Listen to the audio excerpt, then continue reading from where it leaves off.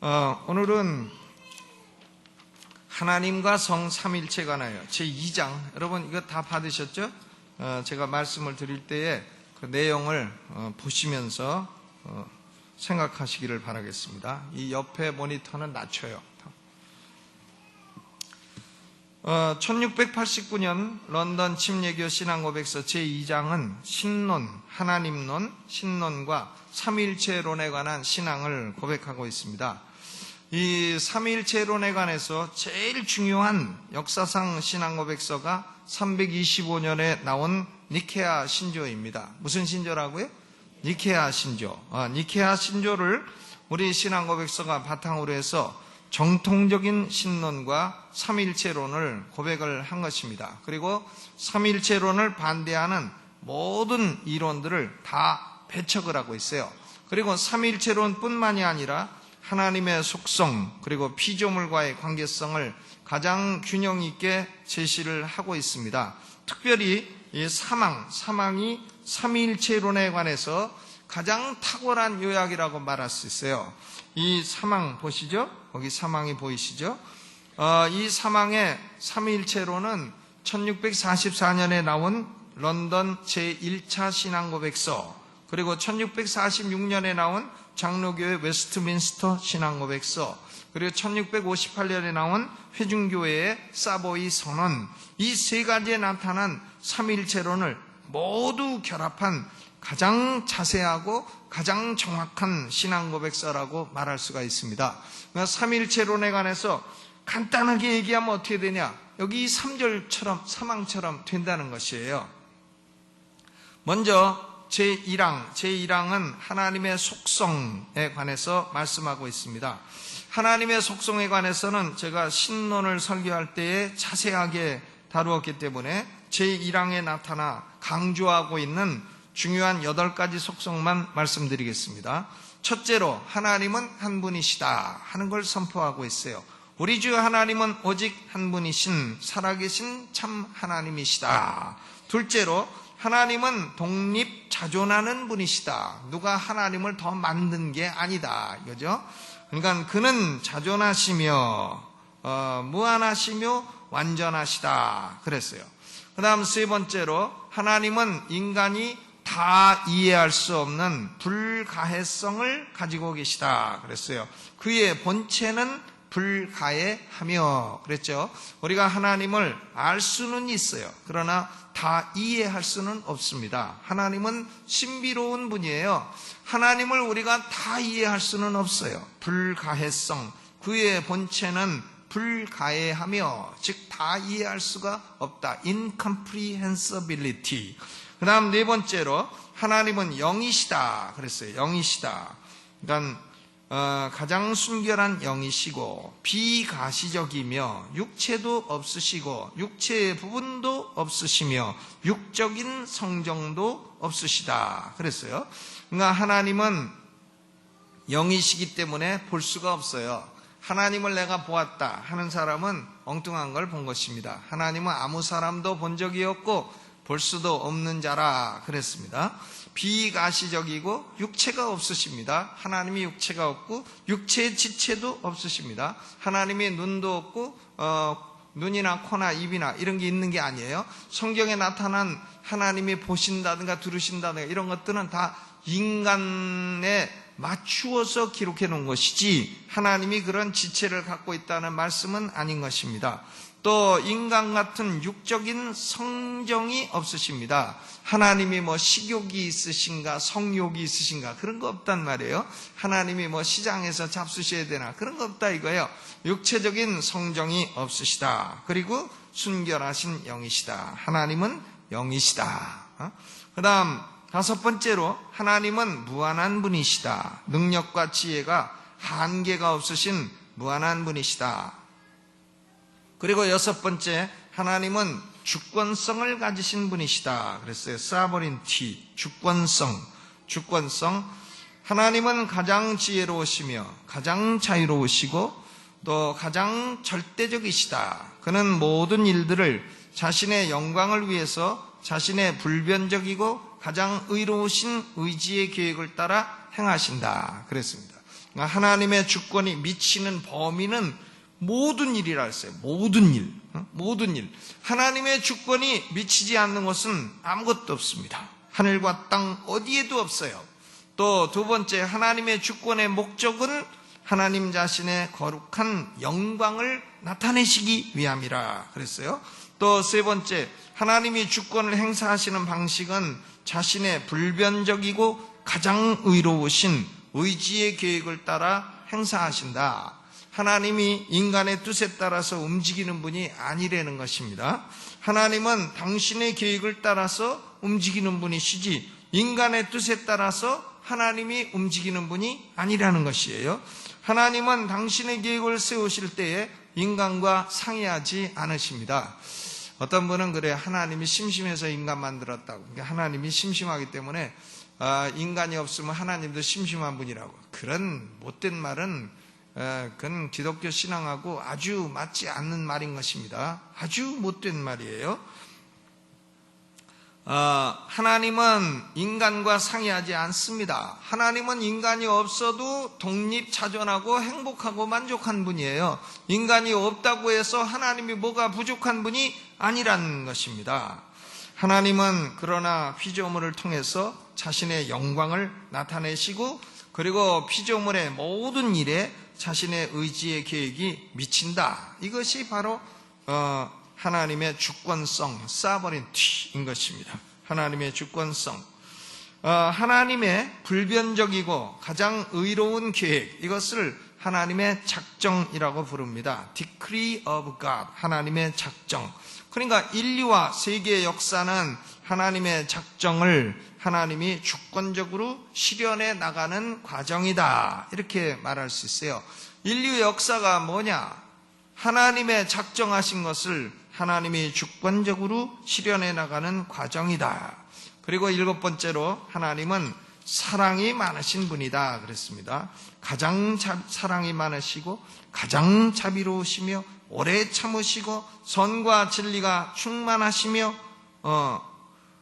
부정과 허물과 죄를 용서하신다. 그러니까 하나님이 어떤 하나님이에요? 사랑이 많으신 하나님이시다. 죄를 용서해 주시는 하나님이에요. 우리가 왜 하나님을 믿고 따라야 되나?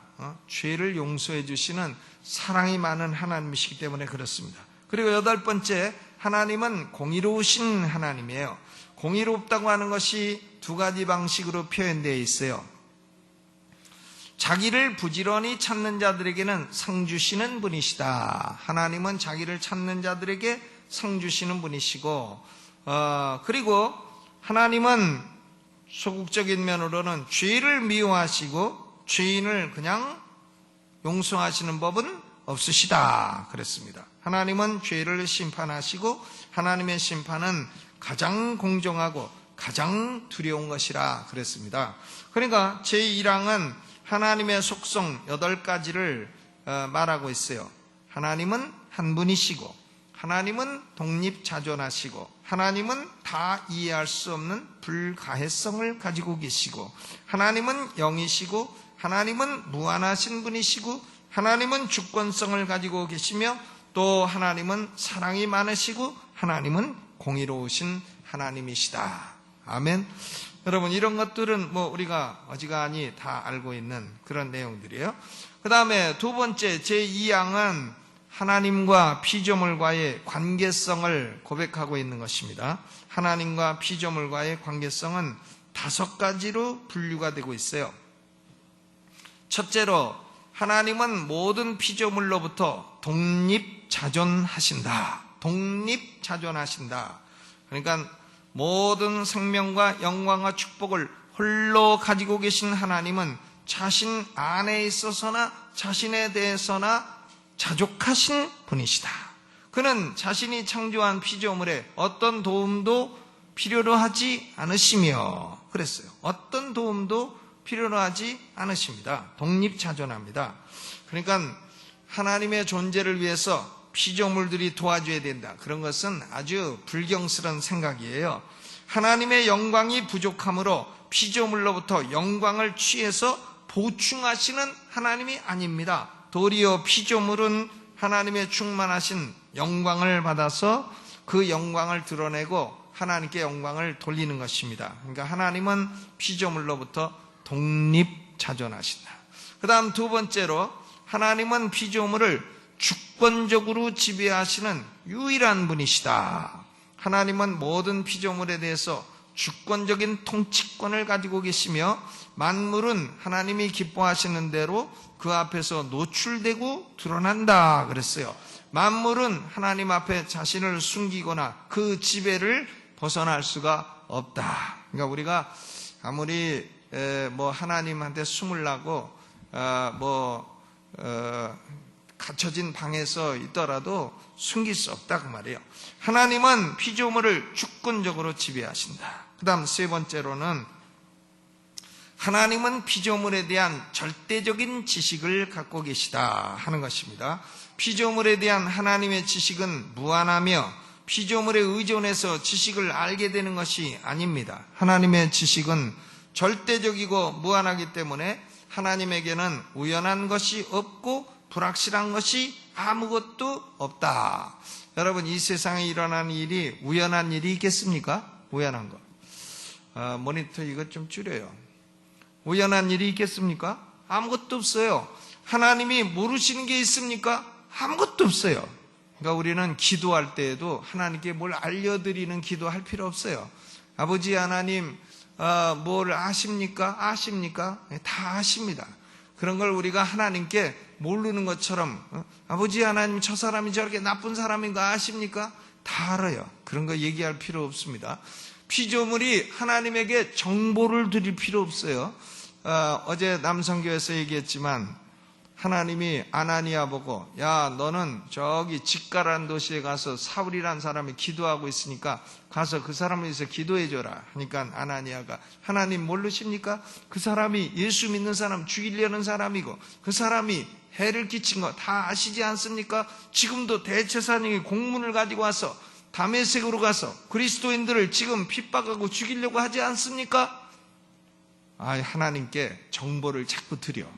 하나님 모르시는 것처럼. 그러나 그런 것은 쓸데없다 이거예요. 하나님이 다 알고 계시죠. 그런 우리가 정보를 드리는 기도는 필요치 않아요. 아버지 하나님 내 사정이 이렇게 어렵습니다. 그런 건 다 알고 계십니다. 그러니까 우리는 내 사정이 이렇습니다. 저렇습니다. 이걸 말하는 것보다 나를 도와주십시오. 그게 더 중요해요. 내가 하나님께 원하는 걸 아려는 게 더 중요해요. 하나님은 피조물에 대한 절대적인 지식, absolute knowledge, 절대적인 지식을 갖고 있기 때문에 그렇습니다. 네 번째로 하나님은 피조물 앞에 절대적인 거룩성을 가지고 계시다. 절대적인 거룩성.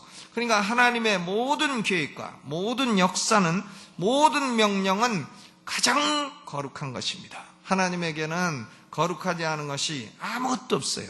하나님 보고 잘못하십니다 이렇게 말할 수 있는 사람은 아무도 없어요. 하나님은 피조물 앞에 절대적으로 거룩하십니다. 그리고 다섯 번째로 하나님은 피조물에게 본질적인 요구를 가지고 계신다. 모든 피조물을 창조하신 주권자 되시는 하나님은 피조물인 천사들과 인간들에게 경배와 예배와 복종을 요구하십니다. 하나님이 요구할 권리가 있어요. 피조물로부터 예배를 받으실 권리가 있습니다. 그리고 하나님은 피조물로부터 경배와 예배와 복종 받으시기를 기뻐하신다. 그러니까 2양 맨 마지막 부분에 보면 창조주께 의무를 가지고 있는 피조물인 천사들과 사람들은 경배와 예배와 복종을 마땅히 하나님께 드려야 하며 또한 하나님은 그것을 기쁘게 요구하신다.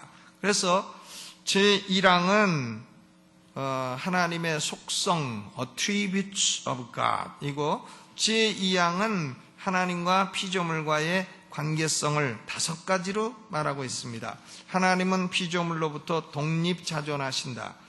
둘째, 하나님은 피조물을 주권적으로 지배하신다. 셋째, 하나님은 피조물에 대한 절대적인 지식을 갖고 계신다. 넷째, 하나님은 피조물 앞에 절대적으로 거룩하시다. 다섯째, 하나님은 피조물에게 예배를 요구하실 권리가 있으시다.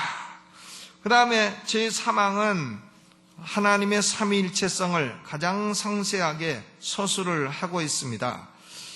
먼저 하나님은 일체이십니다. 한 분이세요. 한 분. one substance 혹은 one essence라는 단어를 씁니다. 일체이시지만 삼위로 존재하신다는 사실을 선언하고 있어요.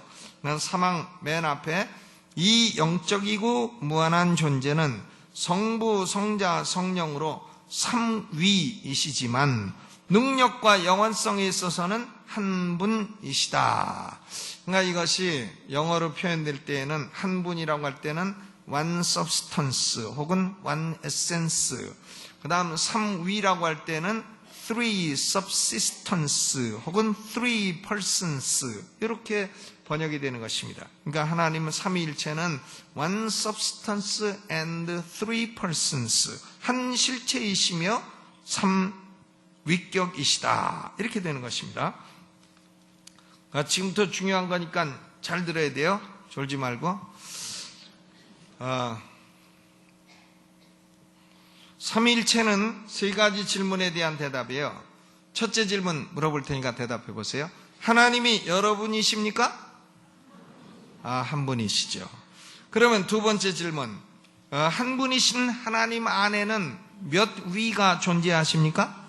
삼위. 그럼 세 번째 질문, 삼위는 누구이십니까? 성부, 성자, 성령. 아주 중요한 질문에 우리 모든 성도들이 100점을 맞게 대답을 했습니다. 이 삼위일체로는 인간이 하나님을 다 이해할 수 없는 신적인 신비의 영역에 속하는 부분인 것입니다. 삼위일체로는 설명이 불가능해요. 하나님의 존재 양식을 쉽게 설명하려다가 이단이 된 경우가 3세기와 4세기에 세 가지 종류가 있어요. 하나는 동태적 군주신론, 다이나믹 모나키아니즘이라고 부릅니다. 이것은 뭔가 하면 하나님이 한 분이시기 때문에 예수님은 하나님이 아니다, 이거예요. 하나님은 한 분이시기 때문에 예수님은 하나님이 아니다는 거예요. 이걸 동태적 군주신론. 그러면 예수님이 막 죽은 자도 살리고 바다도 잔잔케 하고 이런 건 어떻게 설명하냐? 예수 그리스도는 너무나 착한 사람이라서 하나님이 신적인 능력을 인간 예수 안에다가 불어주셔가지고는 인간 예수 안에서 신적인 능력이 다이나믹하게 나타났을 뿐이라. 그래서 이것을 다이나믹 모나키아니즘, 동태적인 군주신론이라고 말을 하는 것입니다. 고로 하나님은 한 분이시고 예수님은 하나님이 아니라 하는 사상이에요. 그러니까 하나님 한 분이라는 생각을 보존하기 위해서 그리스도의 신성을 심각하게 훼손한 것이 다이나믹 모나키아니즘, 동태적 군주신론입니다.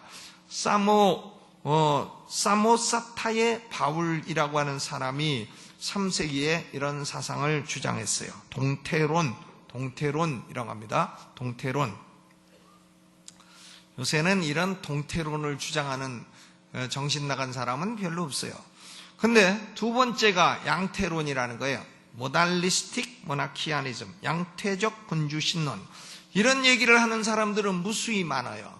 지금 예를 들면 CCC에서 나온 책에 봐도 하나님에 대한 설명은 전부 양태론적으로 설명되어 있어요. 이단적으로 설명이 되어 있단 말이에요. 그러니까 이 양태적 군주신론은 뭐냐? 3세기 초에 로마에서 가르친 사벨리우스라는 사람의 사상이기 때문에 이것을 사벨리우스주의라고 부릅니다. 그러니까 한 하나님이 구약시대에는 성부로, 또 복음서 시대에는 성자로, 교회 시대에는 성령으로 옷을 갈아입고 나타나셨다. 또 물을 얼리면 얼음이고 끓이면 물이고 수증기고 또 녹이면 물이다. 이런 예와 또 내가 여기서는 목사고 집에 가면 아버지고 중국집에 가면 손님이다. 이런 예와 한 사람이 어디 가도 다 모양이 달라진다. 이것이 양태론이에요. 이런 비유는 아주 이단적인 비유, 양태적 군주신론이라고 하는 그런 이단 사상인 것입니다. 그러니까 이 사벨리우스주의는 십자가에서 순환받으신 분은 사실상 성부 하나님이라는 거예요. 성부 하나님이 싹 옷 갈아입고 오셔가지고 십자가에서 순환받으셨다는 겁니다. 그래서 이것을 일명 성부 순환설이라고도 부릅니다. 패트리 패셔니즘, 성부 순환설이라고도 불러요. 하나님이 한 분이시라는 사상을 보존하려다가 성자의 인성을 심각하게 훼손한 사상인 것입니다. 이게 양태론, 동태론은 예수님의 신성을 훼손했고 양태론은 예수님의 인성을 훼손했어요. 그 다음 세 번째로는 아리우스주의, 오늘날 여호와의 증인 같은 이단이 믿고 있는 사상이에요. 아리우스주의는 뭐냐? 성자는 하나님도 아니고 인간도 아니다. 그리고 중간이다. 비트윈. 그러니까 이 아리우스주의는 신성, 인성을 모두 다 부정한 못된 사상인 것입니다. 이 사람이 로마교회 장로였었는데 이 아리우스라는 사람이 장로가 돼갖고 헛소리를 했습니다. 근데 이 아리우스가요, 아주 로마 정치계의 발이 넓어. 그래가지고 황제의 비호를 입었습니다. 그래가지고 쫓겨났음에도 불구하고 니케아 종교회의에서 325년 쫓겨났는데도 불구하고 다시 황제의 비호를 받아가지고 다시 돌아오게 됐어요. 근데 돌아오다가 화장실에서 돌아가셨어. 화장실에서 일 보다가 돌아가시는 원인은 뭐겠어요? 혈압 터져갖고 돌아가셨다. 이제 그런 말이죠. 그래서 그 역사책에는 이렇게 기록되어 있어요. Arius died when he was called by nature. 그는 자연에게 부르심을 받고 있을 때 돌아가셨다. 필립 샤프라는 사람이 그렇게 써놨습니다. 그러니까 이건 뭐냐?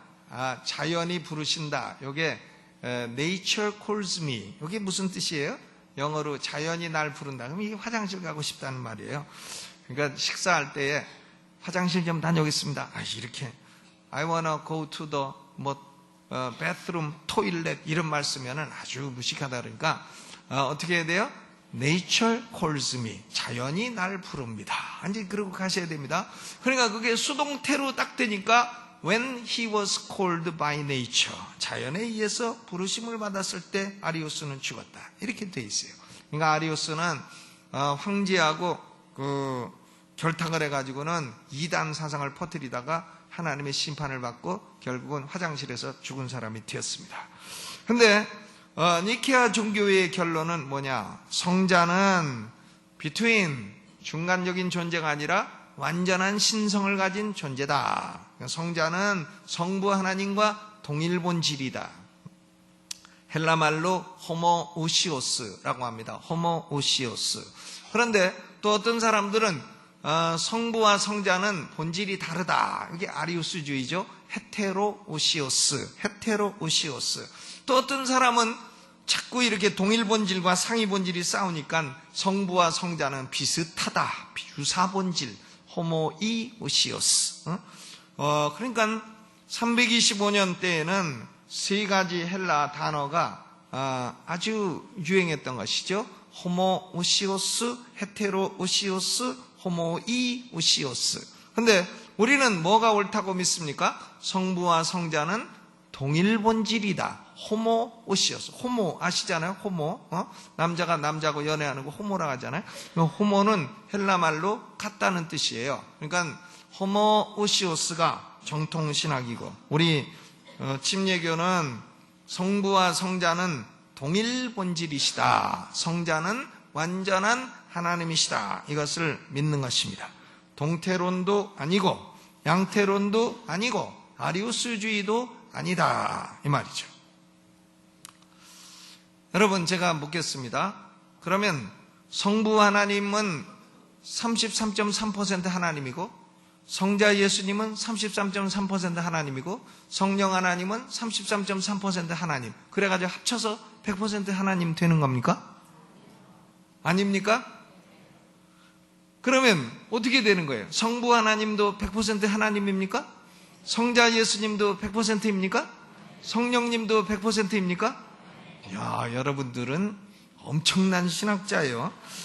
그러니까 이 삼위일체의 하나님은 삼위로 분할되는 것이 아니에요. not divided. 분할되는 게 아닙니다. 분할되지는 않지만 각 위격의 고유성을 가지고 있기 때문에 구별이 돼요. distinguished. divided 되지는 않지만 distinguished. not divided but distinguished. 그러니까 성부는 3분의 1 하나님이고, 성자가 3분의 1 하나님이고, 성령도 3분의 1 하나님이고, 3위격이 합하여 100% 하나님을 이루는 것이 아니라는 말이에요. 그러니까 3위격이 분할되는 것이 아니다. 분할되는 것이 아니다. 아멘. 그러니까 사람들이 이단이 와가지고, 야, 삼위 하나님은 하나님 아버지는 3분의 1 하나님이냐? 물어보면 뭐라고 대답해야 돼요? 너는 분할되는 것이 아니라는 말의 의미도 모르냐? 또라이야. 응? 분할되는 것이 아니다. 삼위 하나님은 분할되는 것이 아니고요. 성부도 100% 하나님, 성자도 100% 하나님, 성령도 100% 하나님. 각 위격은 완전한 신성을 소유하고 계신 것입니다. 그러니까 이것을 삼위가 뭐가 되는 게 아니라 분할되는 것이 아니라 not divided, 분할되는 것이 아니라는 것입니다. 그러나 삼위 하나님은 각각 고유한 위격적 특성을 가지고 있기 때문에 삼위는 구별이 되는 것이에요. 분할은 안 되지만 구별은 된다. 그렇죠? 그러니까 구별된다는 것을 삼위는 혼동될 수 없다는 것이에요. not confounded. 혼동될 수 없어요. 삼위 하나님이 성부하고 성자하고 막 헷갈리고, 성자하고 성령하고 헷갈리고 이러면 안 된다 이거예요. 그러니까 기도할 때에도 이 위격을 혼동한 기도를 많이 해요. 아버지 하나님, 이 땅에 오셔서 십자가에 못 박히신 것을 감사하나이다. 예, 그러면 이것은 성부 순환설 기도, 2단의 기도가 되는 것입니다. 이 성부와 성자를 구별해야 돼요. 혼동해서는 안 되는 것입니다. 그러면 성부 하나님의 특징은 뭐냐? 위격적인 특징은 두 가지예요. 하나는 비출생, 그리고 비발출, non-generation, non-procession. 성부 하나님은 누가 낳은 것도 아니고 어디서 나오신 것도 아니에요. 비출생, 비발출. 그러나 성자 예수님은 성부가 낳았어요. 성부로부터 출생했습니다. 그렇기 때문에 성자의 특징은 뭐냐? 출생이에요. generation입니다. 그러나 성자의 출생은 아리우스라는 이단자처럼 어떤 출생 시점을 따질 수 없는 것입니다. 성자의 출생은 또 오리겐이라고 하는 알렉산드리아의 이단처럼 영원히 완성되지 않고 미완성의 계속된 출생도 아닌 것입니다. 그러므로 성자의 출생은 영원 속에서 완성된 출생이에요. 여러분, 성부 하나님이 성자 예수님을 낳았습니까? 안 낳았습니까? 내가 오늘날 너를 낳았도다. 시편 2편에 말씀하고 있잖아요. 성자가 성부를 낳았어요? 안 낳았어요? 낳았죠. 낳았으니까 독생자지. 안 낳았는데 어떻게 독생자가 돼요? 그거 언제 낳았어요? 영원 속에서. 영원 속에서. 시점을 따질 수 있습니까? 없습니다. 따져서는 안 되는 것이에요.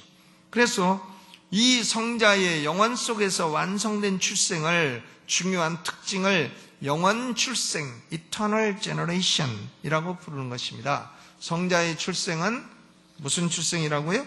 영원 출생, 영원 출생. 그러니까 우리 신앙 고백서에 나와 있잖아요. 사망, 그 세 번째 줄 끄트머리 봐요. 사망을 한번 천천히 읽어봅니다. 시작. 이 영적이고 무한한 존재는 성부, 성자, 성령으로 삼위이시지만 능력과 영원성에 있어서는 한 분이시다. 각 위는 완전한 신적 실체를 가지고 있으나 나누어지는 것은 아니다. 성부는 출생되셨거나 발출되지 않으셨다. 성자는 성부에게서 영원 출생되셨고 성령은 성부와 성자에게서 발출되셨다. 여러분, 이게요 간단한 용어지만 옛날 우리 신앙인들은 이런 단어를 사용했다는 거예요. 이게 고백서에 그대로 나오고 있는 것입니다. 아이고 나는 골치 아파서 이런 거 싫습니다. 그러면 이단이 계속 파고 들어오면, 여호와의 증인이 와갖고 계속 파고 들어오면 걸려들게 돼 있어요. 신천지 같은 게 와갖고 계속 파고 들어가면 걸려들게 돼 있단 말이에요. 왜?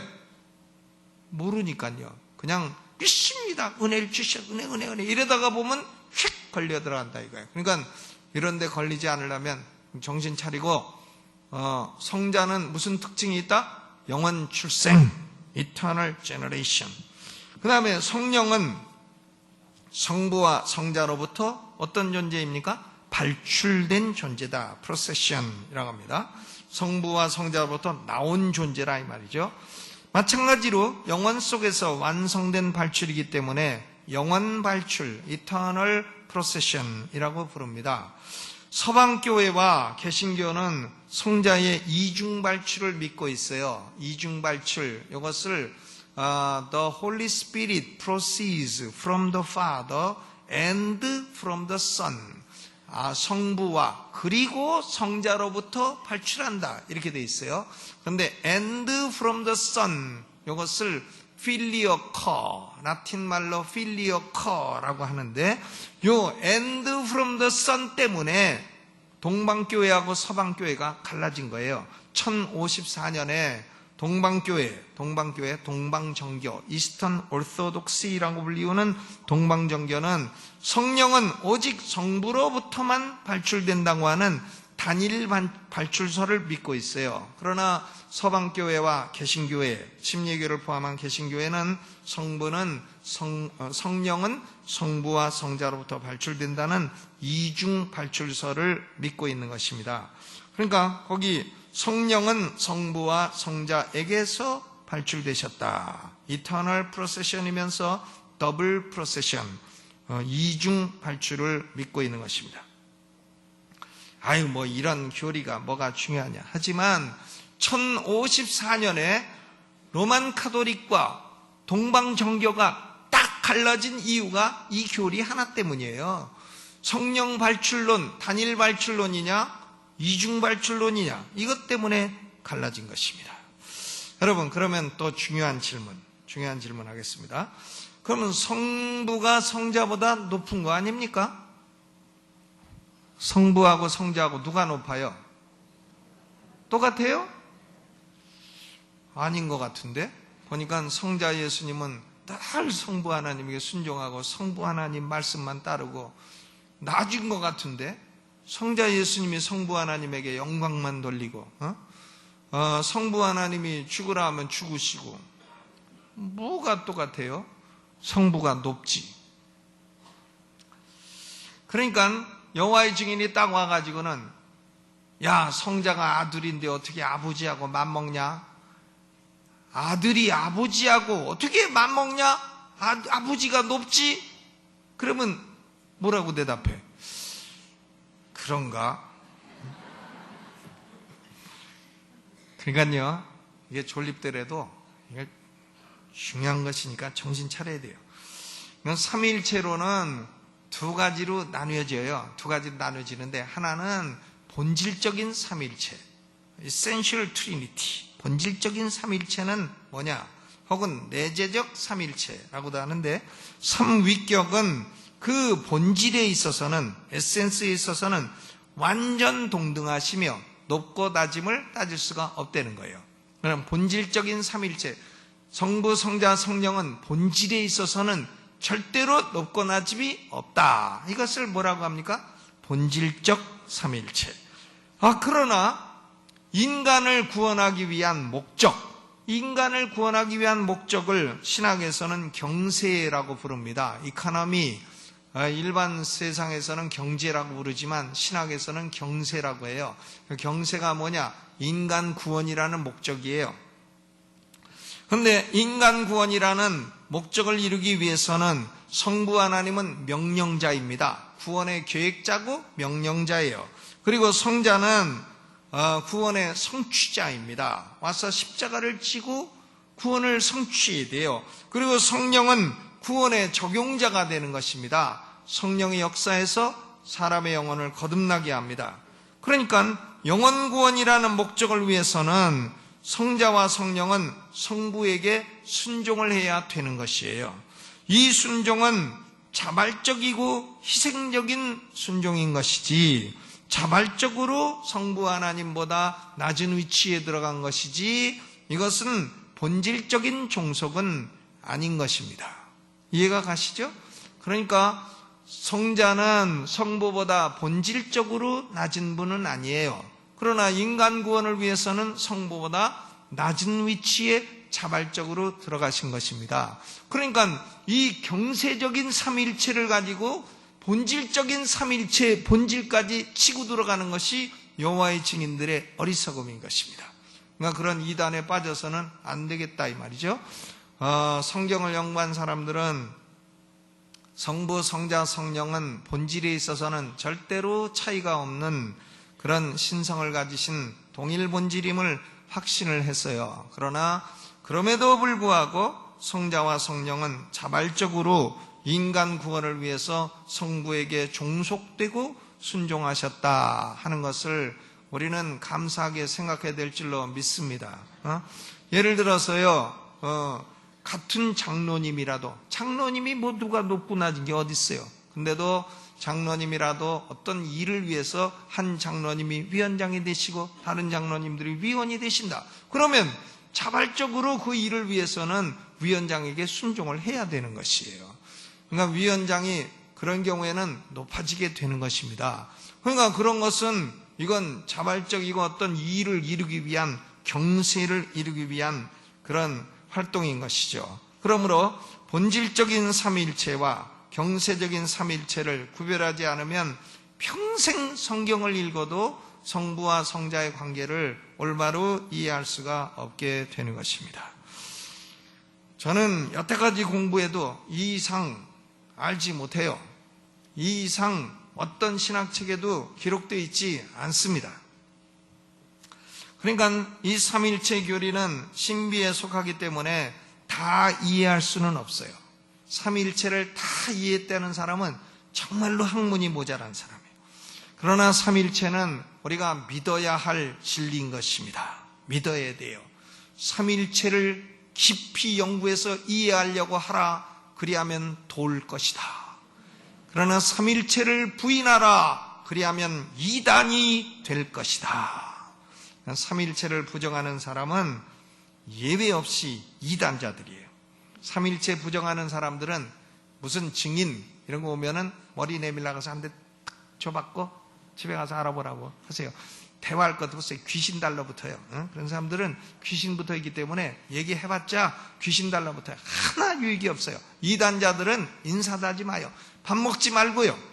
무슨 한번 들어볼까? 공짜라 그러는데 이러고 그런데 다니지 마시기를 주님의 이름으로 축원합니다.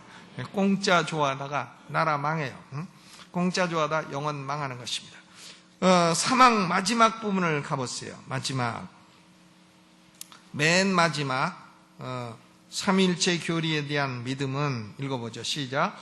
삼위일체 교리에 대한 믿음은 하나님과의 교제, 그분에 대한 안정된 의존의 기초가 된다. 그러니까 삼위일체 교리를 믿는 게 왜 중요하냐? 그래야 하나님과의 교제가 이루어지는 것이고 하나님을 안정되게 의존하며 살아갈 수 있는 파운데이션이 되기 때문이다. 삼위일체 교리의 중요성, 실질적인 중요성까지도 한 문장으로 딱 요약을 하고 있는 것입니다. 그러니까 이 우리 침례교단의 신앙 고백이 얼마나 완벽하고 훌륭한 것인가 하는 것을 여러분 다시 읽어보시고 삼위일체에 관해서는 어떤 이단이 와도 조금 더 흔들리지 마시기를 주님의 이름으로 축원합니다.